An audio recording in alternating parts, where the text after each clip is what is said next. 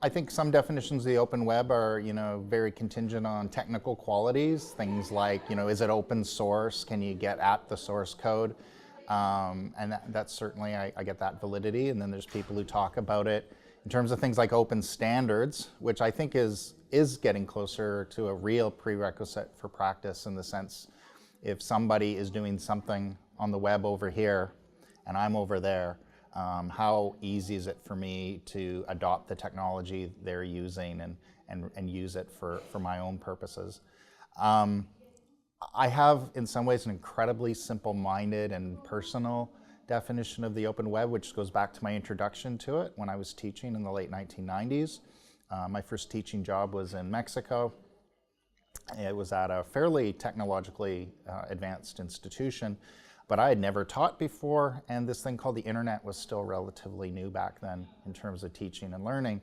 But what I realized back then was, because so many people back then were sharing what they were doing online, and back then most of what they were sharing used fairly readily available or low-cost technologies, that it was pretty easy to take what they were sharing. As a new teacher in a new country, it just absolutely shaped my experience of how I looked at education. And then not only that, I got to know people that were doing similar things all around the world, including people I still work with now. So Alan Levine was someone who taught me HTML back when I was in Mexico, although we didn't meet for another few years.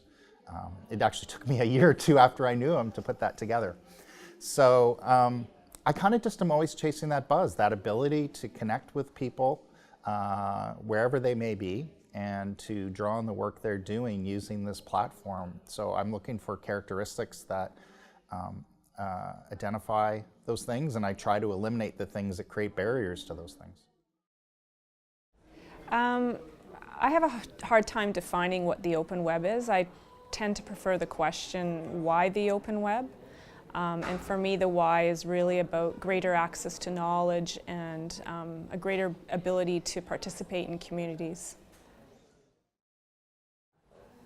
I don't know what other people mean when they say open web. When I think about it, I think about people with open attitudes using the web to sort of enact those attitudes. So this could mean collaborating with others online. It could mean communicating with someone online. It could mean making our work available to others online. And it's in any way, and I'll accept any way of doing that. And I think openness exists outside of the web, so that the web isn't necessary for openness. You can have an open attitude and you can have open sharing and all of that in ways that don't involve the web. But if you're going to use it with the web, then that's one way of being open. I'll come at it from a personal perspective. I really think that these days it would be a crime not to teach beyond the four walls. And one of the wonderful things about the open web is the very affordance of being in the world and connecting with other people. So for me, the open web is about that notion of connection and bringing that into learning environments. There's so many people to talk to in a field of interest. There's so many practitioners, artists, scholars to connect with. And then also other students on a journey that's similar to students in the institutional context you might be teaching in. So for me, the open web is sort of breaking down traditional institutional societal boundaries and listening and learning from people who are in different places.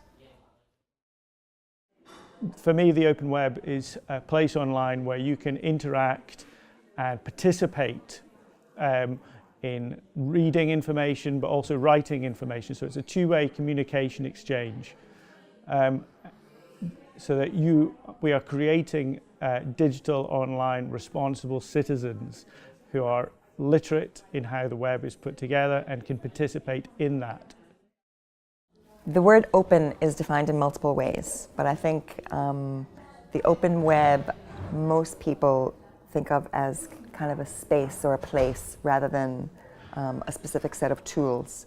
So most of the people, say, that are at this gathering today, other people interested in digital education and open education, look at the open web as the practices that we engage with on the web.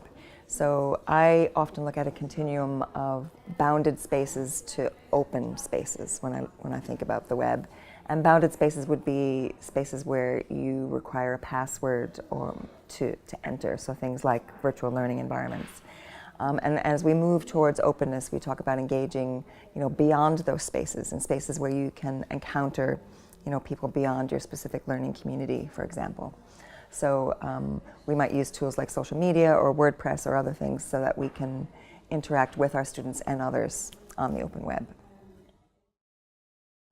The open web has become both my work, my social circle, the way I get to form friendships and relationships that lead to actually meetings in space, just like coming here to Coventry. So the connections that I've made through blogs and social media and working on projects kind of come to fruition when you can be in a room with some of these people that you've met first online. So the open web, to me, really is almost the best thing about it is the serendipity, the things, unexpected things that happen because you might be sharing or commenting or contributing. So it's a possibility space.